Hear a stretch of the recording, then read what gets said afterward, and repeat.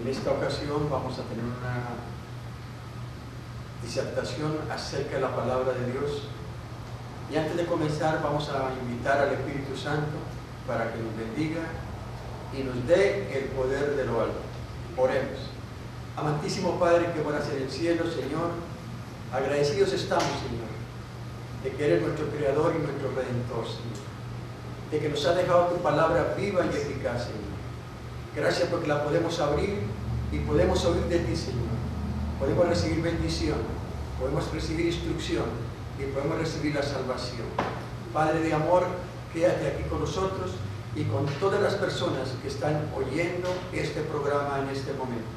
Señor, que tu voluntad sea en cada una de nuestras vidas, ya que lo pedimos y lo rogamos en el nombre misericordioso de Cristo Jesús. Amén. Amén. Amén.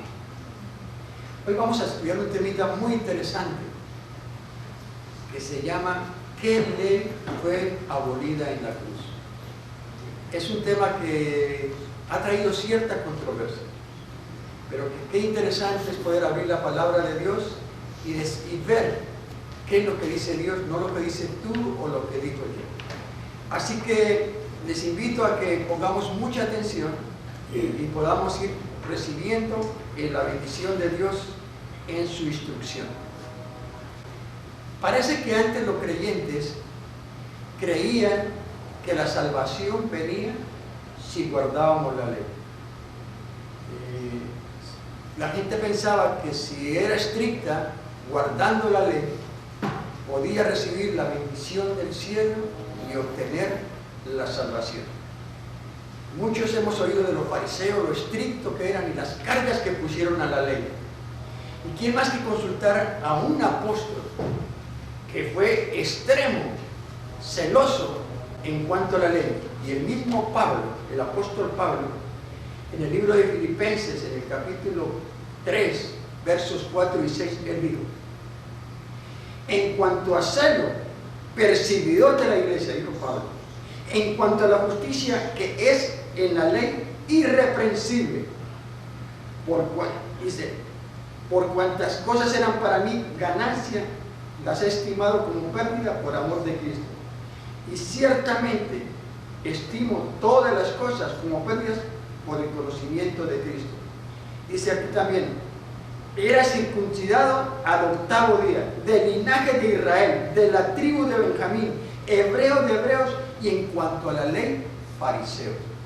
O sea que aquí Pablo dice que él era un hebreo de hebreos, y en cuanto a la ley, fariseo. Perseguía hasta la iglesia en el nombre de Dios, creyendo que estaba alabando y glorificando el nombre de Dios. Bueno, hoy en nuestros días la tesis parece que hubiera cambiado. Ya no decimos que somos salvos por la ley, sino se está predicando que somos salvos por la gracia. ¿Quién es? ¿Dónde está la verdad? ¿Será que somos salvos por la ley? ¿O será que somos salvos por la gracia? ¿O será que somos salvos si guardamos la ley y la gracia? Vean lo que dicen los que defienden el punto de vista que somos salvos por la gracia. Les invito a que abramos la palabra de Dios en Romanos 6:14. Romanos 6:14. Vean lo que dice la inspiración.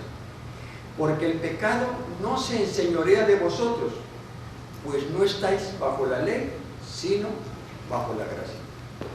Cuando miramos esto, pensamos que realmente la ley no es importante.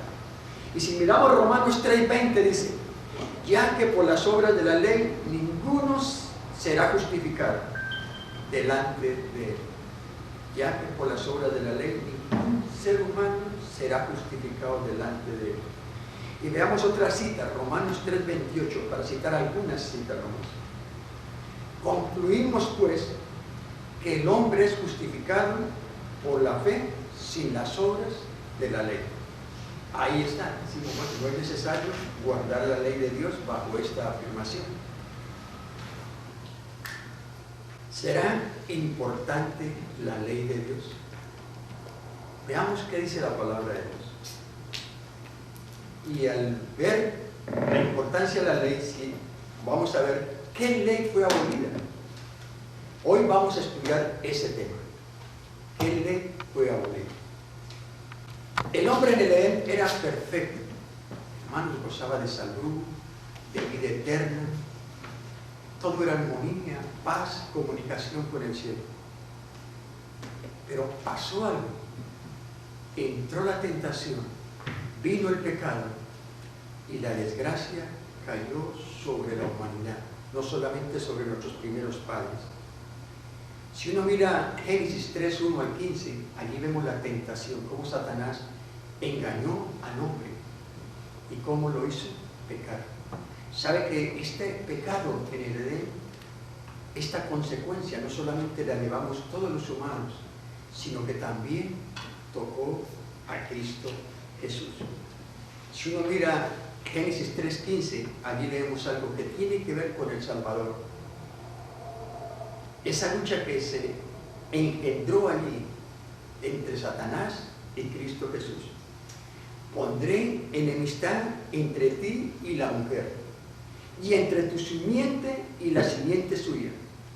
Quiere decir que entre los Satanás y su simiente, o sea, los seguidores de Satanás, y entre la simiente tuya, que es Cristo Jesús, que es la simiente de la iglesia. Esta te herirá en la cabeza, o sea, Cristo, esta te herirá en la cabeza, se refiere a Cristo. Y tú, se refiere a Satanás, lo herirás en el calcañar. ¿Cómo fue herido Cristo en el calcañar? Cristo fue herido en el calcañar cuando usó a los hombres pecadores y fue llevado a la cruz del Calvario. Fue atravesado por los clavos, fue coronado de espinas. Tú le herirás en el calcañar. Antes del pecado, hermanos, solamente existía la ley moral. ¿Cómo lo podemos comprobar? La palabra de Dios así lo afirma. Si nosotros vamos a Salmo 111, versículos 7 y 8, dice la palabra de Dios: las obras de tus manos son verdad y justicia. Fieles son todos tus mandamientos, afirmados eternamente y para siempre. ¿Qué nos dice aquí la palabra de Dios? Que la ley de Dios es eterna, que es afirmada para siempre. ¿Qué dijo Cristo de la ley? Él dijo en Mateo capítulo 5, versículos 18 y 19, dice: porque es cierto te digo que hasta que pasen el cielo y la tierra, ni una jota, ni una tilde serán removidas de la ley hasta que todo se haya cumplido. Y agrega: por tanto, cualquiera que suprima uno de estos mandamientos, aun de los más insignificantes, y enseñarle así a los hombres, será llamado el menor en el reino de los cielos. Cristo Jesús sentenció así el poder y la autoridad de la ley. Ahora la pregunta es: ¿cuándo comenzó la ley ritual? No es un secreto los que hemos estudiado la palabra de Dios cuando estudiamos el santuario, Levíticos, Éxodo, Deuteronomio. Vemos allí que la palabra de Dios instruye sobre los ritos. Se hizo un santuario donde se mataba el cordero, donde se regaba la sangre, donde el sumo sacerdote oficiaba todos los días. ¿Saben, hermanos? Que el santuario fue erigido por 1500 años. Y este santuario vino a ser destruido en el año 70 de nuestra era, cuando los ejércitos romanos entraron a Jerusalén. Se cuenta que hubo millones. Los que son amigos de las estadísticas nos dicen que posiblemente el pueblo judío sacrificó más de 1 millón de ritos en el santuario para honrar y glorificar el nombre de Dios. La pregunta es: ¿cuándo comenzó la ley ritual? Es una pregunta que yo alguna vez me hice. ¿Cuándo comenzó la ley ritual? Vea lo que dice el mismo Génesis capítulo 3, versículo 21. Y Jehová Dios hizo al hombre y a su mujer túnica de pieles y los vistió. Hermanos, aquí nos enseña que para vestirlos de túnicas al hombre y a la mujer tuvo que sacrificar los primeros corderos. Esto es el primer registro que presenta la palabra de Dios donde comenzó a ver el sacrificio, a hacerse el sacrificio de los animales para que pudiéramos ser cubiertos de la desnudez que experimentaron nuestros primeros padres. Cuando uno sigue estudiando la palabra, ve que Abel también sacrificaba, ve que Job también sacrificaba, los profetas, los sacerdotes hacían sacrificios para sus pecados. Por ejemplo, veamos Job 1:5. Dice que él se levantaba de mañana y ofrecía holocaustos por cada uno de sus hijos, si sus hijos habían pecado. En Génesis 22:13 nos habla allí que Dios probó a Abraham y le pidió que su hijo fuera sacrificado como prueba de su fidelidad. Hermanos, Abraham iba a sacrificar a Isaac, pero realmente cuando levantó el puñal para sacrificarlo, el Señor le dijo: levántate, Abraham, he conocido tu fe, y que realmente ibas a sacrificar a tu hijo, el muy amado. Abraham desató a su hijo cuando dijo el Señor: detente. Y allí en Génesis 22:13 nos habla que él hizo un altar donde se iba a sacrificar a Isaac y sacrificó un cordero. O sea que la palabra de Dios nos habla del sacrificio que hacían en el santuario los israelitas, los judíos, cada día. Vamos a ver aquí, hermanos, si ya establecimos que hay una ley ritual y una ley moral, ya vimos en el Salmo 111 que tus fieles son todos tus mandamientos, y que son asentados o guardados por toda la eternidad. Y vimos aquí que en Génesis 3:21 nos habla del comienzo de la ley ritual. Vamos a establecer qué diferencia hay entre la ley ritual y la ley moral. La ley moral fue escrita por el dedo de Dios. ¿Dónde podemos encontrar esto? En Éxodo 31:18. Y fue escrita en tablas de piedra. La palabra de Dios nos dice que fue escrita por el dedo de Dios, en 2 tablas de piedra, escritas por el dedo de Dios. Qué cosa tan maravillosa. Sabe que Dios reveló su palabra a sus siervos los profetas a través de inspiración. Y lo único que Dios no reveló, sino que se tomó el trabajo de escribirlo con su propia mano, fue la ley de Dios. Y la escribió en tablas de piedra. ¿Por qué la escribió en tablas de piedra? Porque el Señor quería enseñarnos que esa ley era eterna, que estaba escrita en un material duro, consistente, para que permaneciera para siempre. La ley ritual fue escrita por Moisés. ¿Dónde encontramos esto? Deuteronomio 31:9. Usted puede consultar ahí en su hogar, en su sitio donde se encuentre. Y la escribió en un libro, donde encontramos eso, Deuteronomio 31:24. Los 10 mandamientos fueron puestos dentro del arca. Era un sitio especial donde moraba la presencia de Dios. ¿Dónde encontramos esto? Deuteronomio 10:2. La ley ritual fue puesta al lado del arca. ¿Dónde encontramos esto? Deuteronomio 31:26. ¿Sabe que la Biblia habla, la palabra de Dios dice que la ley ritual era un testigo contra nosotros? Tremenda afirmación, que la ley ritual era un testigo contra nosotros. En Colosenses, por ejemplo, Colosenses 2:14 nos dice que eran ordenanzas que nos eran adversas. Y uno se pregunta, ¿cómo eran adversas? Vamos a ir estudiando poco a poco y vamos a ir profundizando.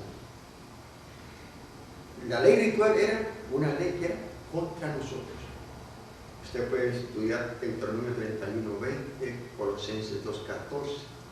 Pero ¿qué nos dice de la ley moral? La ley moral es una ley de amor. Primera de Juan 5:3. ¿Qué nos dice Primera de Juan 5:3? Y este es el amor de Dios, que guardemos sus mandamientos. Y sus mandamientos no son gravosos. ¿Cuál es el amor de Dios? Y este es el amor de Dios, que guardemos sus mandamientos. Juan 14:15, el Señor Jesús dijo: si me amáis, guardad mis mandamientos. Así que la ley de Dios es una ley de amor, pero de la ley ritual se dice que era adversa contra nosotros. ¿Por qué, por ejemplo, Deuteronomio 31:20, Colosenses 2:14 nos habla de que esas ordenanzas nos eran adversas? Vamos a ir profundizando en este tema. ¿Por qué Colosenses 2:14 nos habla que había que anular el acta de decretos que había contra nosotros? Vamos a ir a un libro muy interesante que desmenuza este tema de una manera más sencilla y más simple. Veamos Hebreos 8:13. Nos dice que el nuevo pacto ha dado por viejo el primero y desaparece. Aquí mucha gente usa este versículo para decirle que la ley de Dios se ha acabado, que ha sido anulada, que ha desaparecido. Y por eso afirman que hoy en día somos salvos por la gracia y no importa la ley. Vea lo que nos dice Hebreos 9:1. Nos dice que el primer pacto tenía ordenanzas de culto y un santuario terrenal. ¿Dónde se efectuaba esto? Eran ordenanzas que se hacían en un santuario terrenal. Es decir, todas sus funciones eran hechas por mano de hombre. Tanto que el santuario fue construido por mano humana. Cuando Dios instruyó a Moisés en el desierto y le enseñó y le dio las dimensiones y la manera como distribuía y el cortinaje, las barras, los utensilios, el mobiliario, todo fue hecho bajo la instrucción de Dios, pero por mano humana. ¿Qué nos dice Hebreos 9:10? Nos aclara diciendo en qué consistía esta ley ritual. Y allí nos dice que solo consistía en comidas, bebidas, ordenanzas acerca de la carne, impuestas hasta el tiempo de reformar las cosas. O sea que aquí nos habla que la ley ritual, que consistía en comidas, en bebidas, en sacrificios, era para un tiempo hasta que se reformaran las cosas. ¿Cómo se iban a reformar las cosas? Vamos a estudiar. Vea, hermanos, vea lo que dice Hebreos 9:11, y aquí nos va aclarando. Nos dice que estando ya presente Cristo, sumo sacerdote de los bienes venideros, por el más amplio y más perfecto tabernáculo, no hecho de mano de hombre. O sea que aquí nos presentan que ya no era un cordero, sino que Cristo Jesús estaba ya presente y que Él realmente, ese era el verdadero cordero que quitaría el pecado del mundo. Veamos, vamos a seguir avanzando. Es decir, que ese santuario donde Cristo moraba realmente era un santuario celestial, no era hecho por mano de hombre, sino hecho por la mano de Dios. Y vea lo que nos dice el versículo 12. Y no por sangre de machos cabríos ni de becerros, sino por su propia sangre. O sea que realmente el verdadero sacrificio no era la sangre de los machos cabríos, sino que aquí nos dice, no por sangre de machos cabríos ni de becerros, sino por la propia sangre de Cristo Jesús. Ese era el verdadero pacto, el nuevo pacto. Y por eso se abolió el anterior, el primer pacto, que consistía en comidas, bebidas y sangre de machos cabríos y de becerros. Y vea lo que nos dice Hebreos 9:15. Así que por eso Él es mediador de un nuevo pacto. Hermanos, no es una ley. Cristo es el autor de la ley. ¿Y cuál es el mediador de ese nuevo pacto? Cristo Jesús. Vea lo que nos dice Hebreos 10:6. Nos dice que ciertamente todo sacerdote, como iba al santuario todos los días, está día tras día ministrando y ofreciendo muchas veces el mismo sacrificio, que nunca pueden quitar los pecados. Pero Cristo, habiendo ofrecido una vez y para siempre en un solo sacrificio, Él pagó por los pecados. ¿Quién fue el que pagó realmente por los pecados? Cristo Jesús, ofreciéndose ¿cuántas veces? una vez, no como hacía el sumo sacerdote en el santuario, que hacía muchos sacrificios día tras día, que no podían perdonar el pecado. Entonces, ¿cómo la gente que murió antes de Cristo era perdonado? Realmente,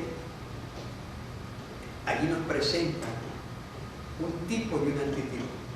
El tipo Cristo Jesús, el antitipo el Cordero, apuntaba a Cristo Jesús. Por eso en Colosenses 2, 14, 15 y 16 nos dice que estas son cosas, eran sombras, pero que el verdadero cuerpo es Cristo Jesús. O sea que estos ritos eran una sombra que apuntaban al verdadero cuerpo, que es Cristo Jesús.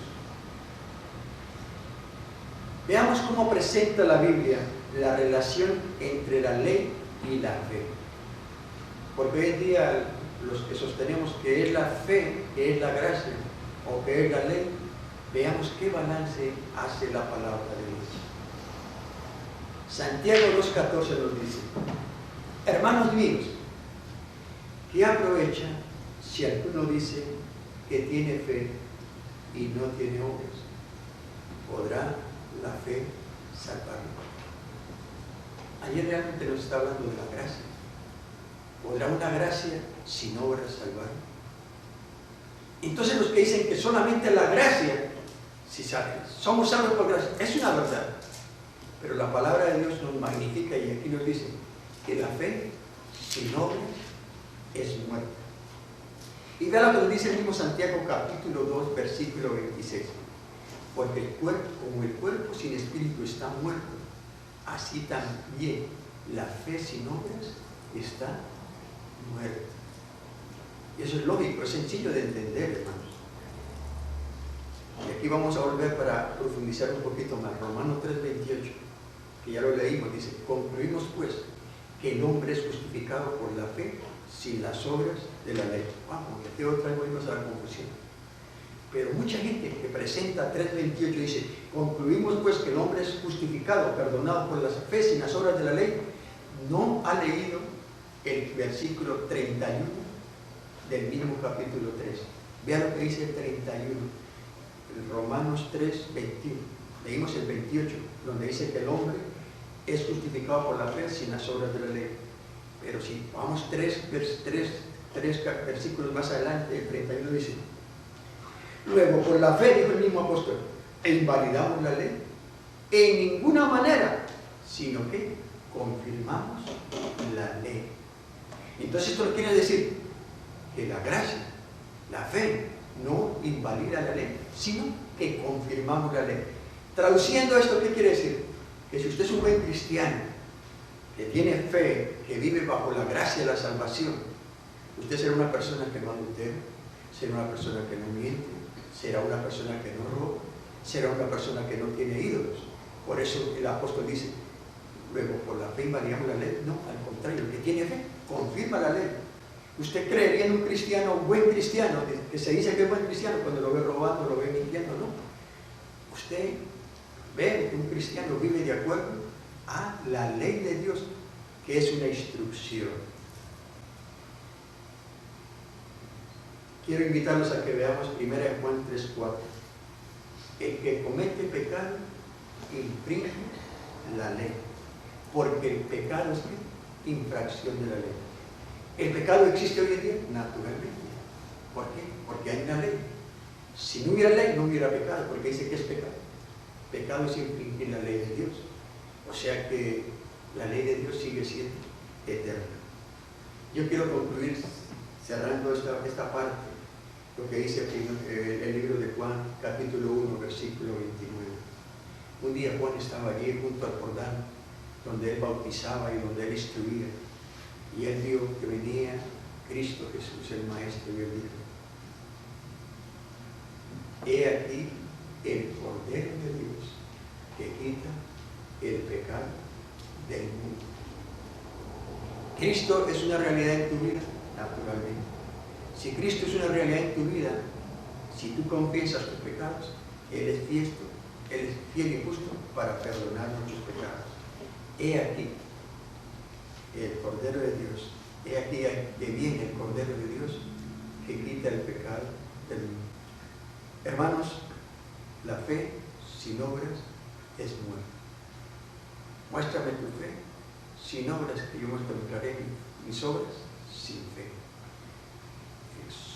Juntas son necesarias. La una nos salva, naturalmente la gracia. La ley nos muestra el pecado. ¿Por qué se perderán algunos? Porque no confesaron sus pecados ni se arrepintieron. ¿Por qué se salvará todo el mundo? Porque creyeron en la gracia del sacrificio de Cristo Jesús. Pero la palabra nos decía que no todo el que dice Señor, Señor entrará en el reino de los cielos, sino el que hace la voluntad de mi Padre. Luego, por la fe invalidamos la ley en ninguna manera, sino que confirmamos la ley. Que el Señor nos bendiga y que ojalá esta disertación haya sido una ayuda y una luz para cada una de nuestras vidas y para cada una de nuestras experiencias espirituales. Que el Señor nos guarde y derrame bendiciones sobre cada uno de nosotros.